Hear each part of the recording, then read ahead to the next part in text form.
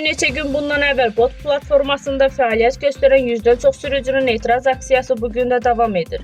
Sürücülərin bildirdikləri aqreqator tərəfindən müştərilərə təklif olunan gediş haqqı olduqca aşağıdır və bu onları qane etmir. 5 kilometrə 1.90 qəpik yazır. Bakı şəhərində də benzin 1.10 qəpikdir, Gəncə şəhərində də 1.10 qəpikdir. Niyə Bakı şəhərində 3.50 qəpikdir 5 kilometr, niyə Gəncə şəhərində 1.90 qəpikdir? Çox bir bərbad vəziyyətdədir. Etiraz edən sürücülərin əsas tələbi qiymətlərin artırılmasıdır. Bəs sizcə məsafəyə görə dəyişən qiymətlər artırılmalıdırmı?